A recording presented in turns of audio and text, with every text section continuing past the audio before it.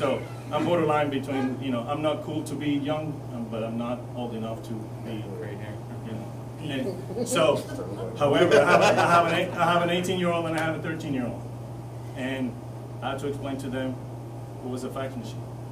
Having said that, they don't understand because they get it for granted. They throw the toys out of the crib when they don't have connectivity. So the millennials, every single age group is used to do something different.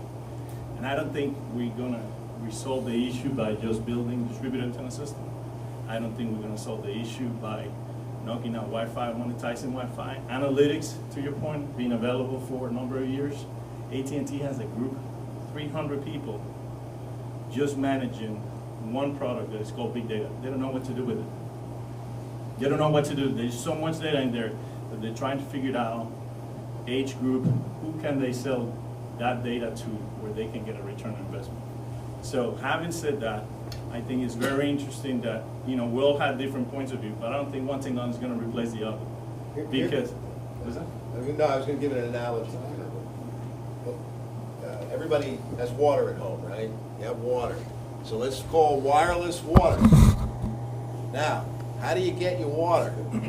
In the kitchen, you got a faucet, you got a dishwasher. In the bathroom, you got a shower, right? You got a tub, maybe, right? You got a toilet. Now, which one do you get the water you drink from, right? All these devices is applying water within the home.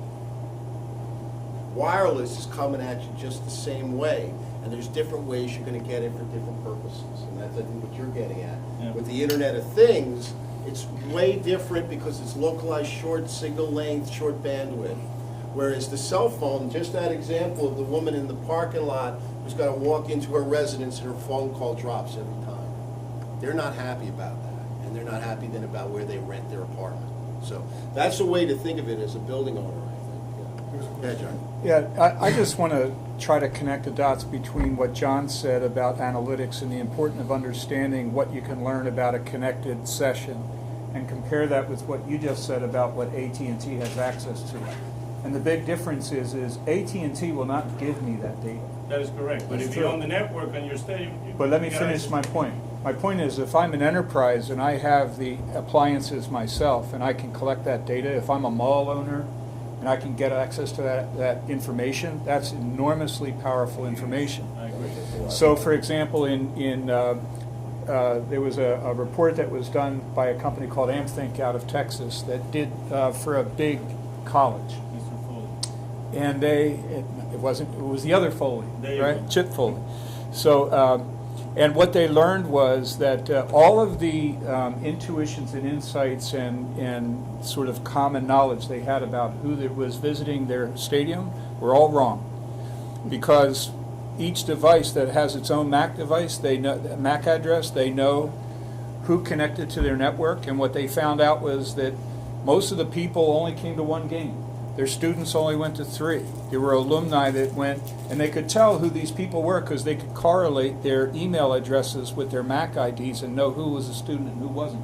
The depth of information that they could get out of a Wi-Fi connection was vastly different than what they could get out of a cell network. So all connections are not equal. And that's what equals smart, which equals dollars. Yeah, I mean, the one comment I wanted to make was, because, you know, basically, it is going to be a combination of technologies, and you talked about the people outside, you know, that had to go outside on their phone. The one thing that hasn't been, and somebody asked a question about why these cable operators doing it. The value for the property owner to have property-wide Wi-Fi. First of all, tenants, they're not going to have a choice whether they want internet or not. Okay, you used to have a choice whether you wanted to get cable TV or not. I mean, everybody that's going to move in is going to want internet. So why not have it provided under CAM, okay, or by the association? The second thing is, when you have a property-wide Wi-Fi, it's the reason why that, yeah, you can make a Wi-Fi call in your home, or if each resident has their own little Wi-Fi thing. But the minute they leave, even though there might be Wi-Fi to somebody else's, they're going to switch SSIDs and they're going to drop their call. So you can't have Wi-Fi calling in a building unless it's totally Wi-Fi enabled, a single system. So there's a lot of value in the property owner owning that Wi-Fi system. and it becomes just part of the building infrastructure, and it's something that the residents or occupants of that building have no choice whether to use or not. Because it's not like they're not going to sign up for it. So then there's value in, yeah, they can make a phone call in their home over Wi-Fi to save them money on their calling plan or whatever, and they can roam around, they can go down the pool, and they can hang out, and they never lose that call. Because the days of us being able to switch between Wi-Fi calling and cellular calling seamlessly, they're coming, but it's not here yet. And they'll come faster if we have larger Wi-Fi systems where they don't have to switch from 1, 2, 3, 4, 5 access points. They can switch from basically a large Wi-Fi network over to the cellular network instead. What's happening to the analytics?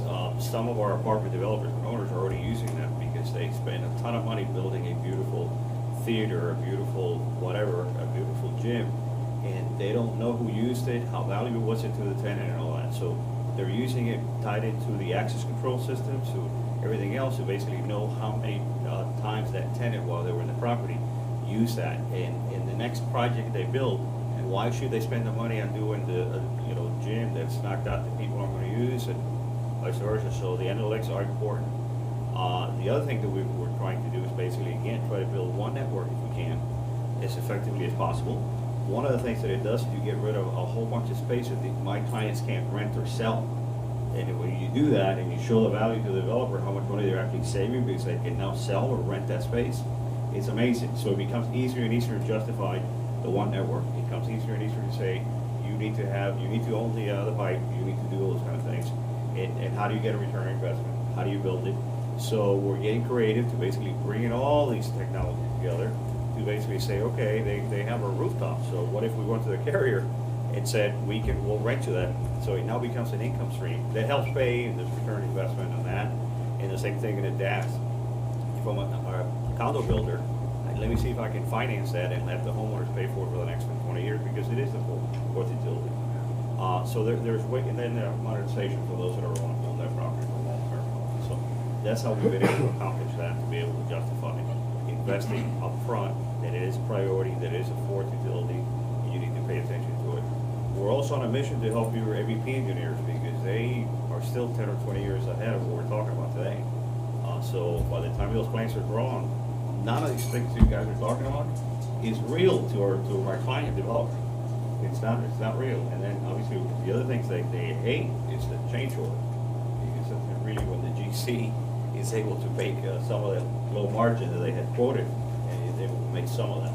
So I think there's a path there to what we're talking about. I think Leo kind of summed it up there, and I think that was one of the major goals today is we have some folks that are the technologists and providers, we have some folks that are on the real estate side of the equation, but the more we talk and the more we understand these dynamics, light bulbs start going off on both sides, and that's when we have profitable innovation, right? Because ultimately, everybody's here has got to pay their bills, and they're looking for ways to run their organizations. So these tools are essential.